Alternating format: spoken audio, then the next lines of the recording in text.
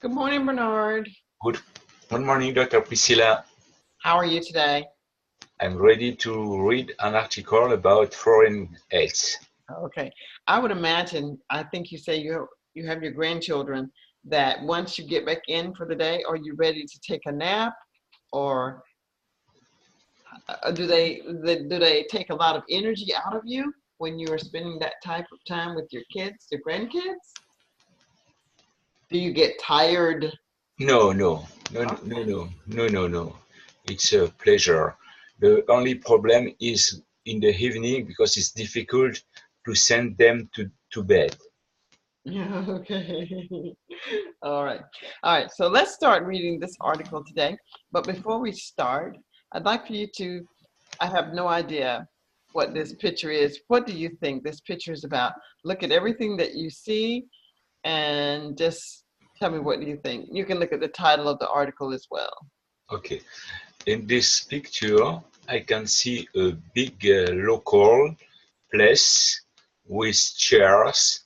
We don't seem, we don't seem like a home, but perhaps a local or perhaps a garage or something like that. And in this, there are three migrants who one of them tried to learn a foreign language Hmm. at the first,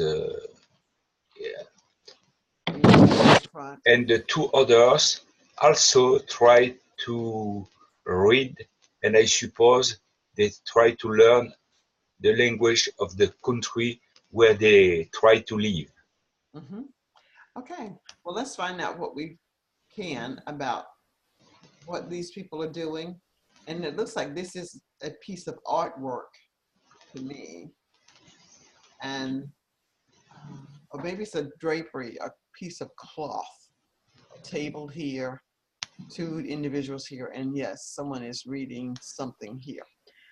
Okay, so now if you would, please start to read. People to stay in their own countries. Could you read that? Yes, people to stay in their own countries has been challenging by research suggesting the strategy may instead encourage immigration. Okay, now it's okay that you change some of these words, but it's challenged Challenged. migration. People to stay in their own countries has been challenged by research suggesting the strategy may instead encourage migration. Okay, the next paragraph.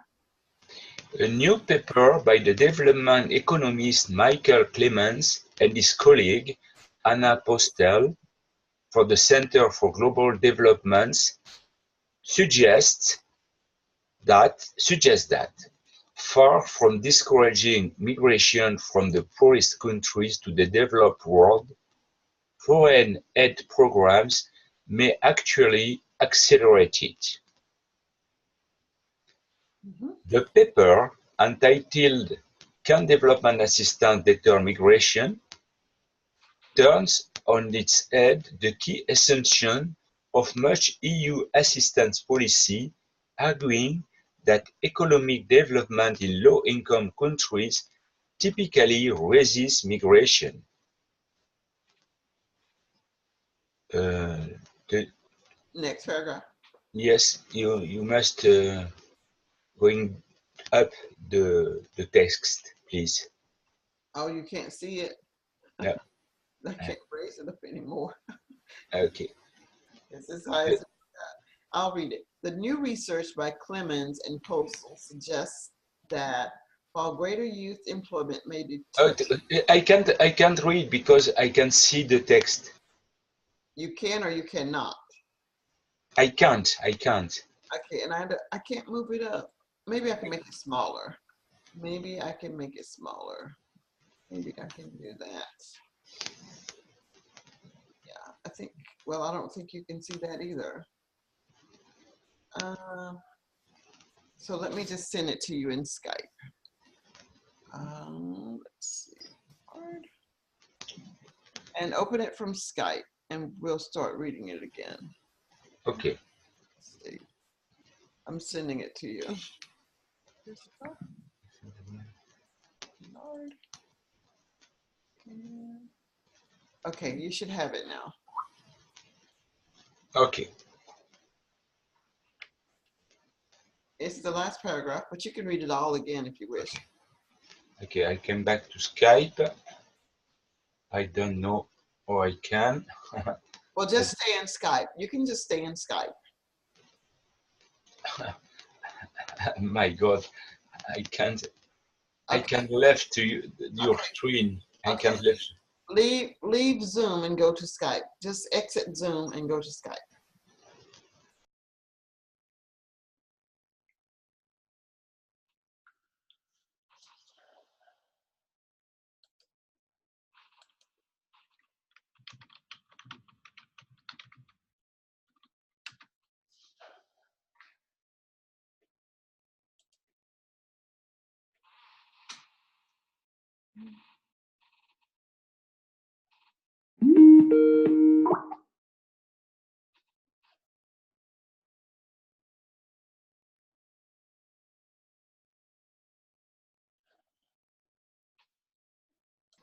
Now, could you read paragraph 3? The new research by Clements and Postel suggests that while greater young employment may deter migration in the short term for countries that remain poor, that effect is both temporary and negligible in its effects on migration. Okay. So in this last paragraph, for me, I think it's probably the vocabulary. Deter, the word deter means to change one person's mind or to change a thought or an attitude. This word deter means to change. Negligible means so small, it's not worth mentioning. It's a very small amount of something. As I understand this article, now at paragraph 1, it says that the idea that people will stay in their own country if they had good water, good food, good economic condition, it's not necessarily true, according to some scientists. There was this economist, Michael Clemens, in paragraph 2. He said that instead of discouraging migration from the poorest countries, the more help they get, the more they seek to leave their countries. And then in the third paragraph, it says that turns on its head, that's an idiom. The fact that their policies helping with economic development in low-income countries, it typically raises migration. All right. So what are your thoughts about that? People in poor countries, do you think that they continuously seek to find a better life? And if so, why do they try to find a better life in another country? Or if you don't believe that, why don't you think someone would want to live a better life? What would be the reasons that they would remain? In your opinion, if I understood the article, the picture that you see, that I see in the screen, is take in the own country of the migrants. And in this picture, we can see a local where head is given to migrants in order to stay in their countries. They try to help them in their own countries, but the specialist Michael Clements and his colleague said that instead of keeping the migrants in their own country, the head encouraged them to flee their own country for European countries or rich country. So they say it's dangerous because it could be interpreted as if we help migrants in their own countries, Mm-hmm. it's like a hover who try to hovering migrants in rich country. And the more you help people in their country, the more you accelerate migration. Is it the meaning of the article?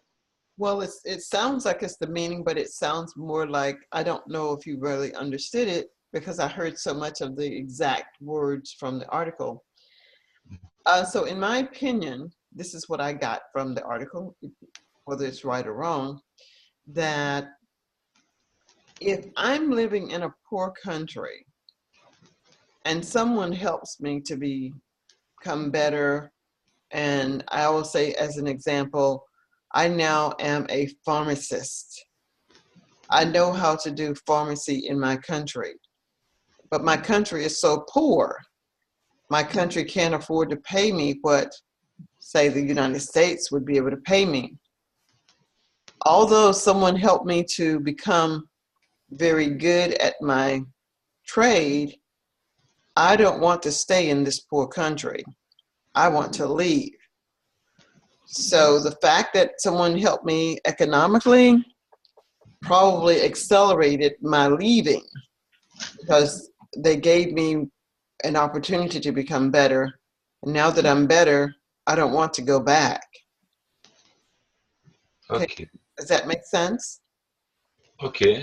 I see. Yes, it's the meaning of the article, Mm-hmm. I suppose. And so my question then is, do you think that this type of help should stop?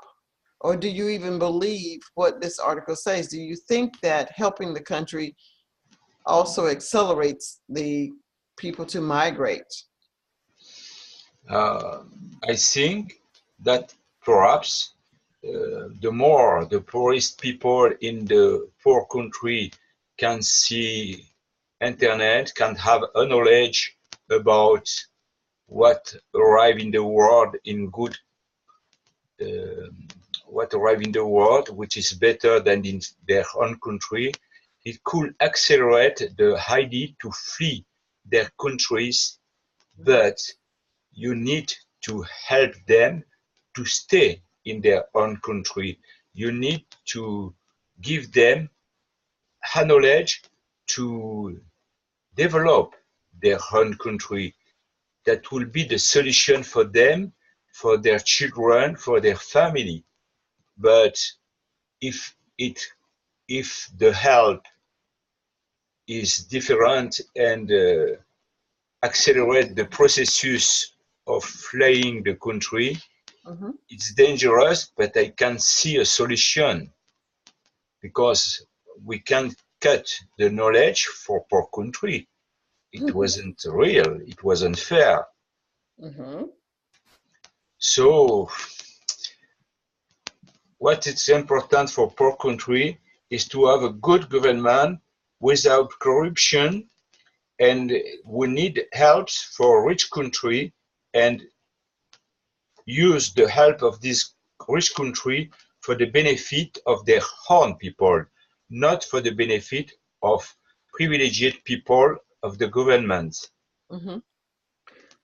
And that sounds really wonderful. However, we know that there is corruption at the highest level. There is corruption. Mhm.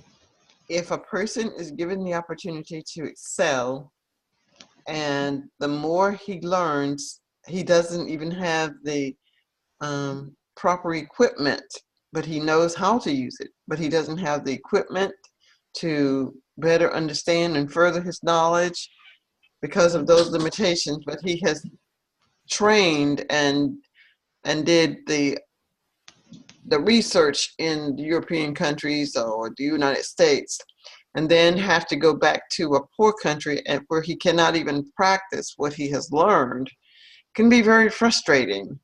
And I can probably identify with wanting to leave.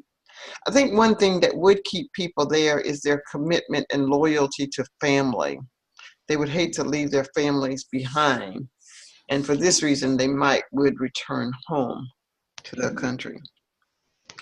I do believe a few of my students say that when they come to the U.S., they have 5 years to complete their studies and they must return home. If they don't return back to Saudi Arabia, they have to pay back all of the money that was given to them to study. But of course, Saudi Arabia is not the poor country either. All right. So what are your thoughts, or what comments would you like to make?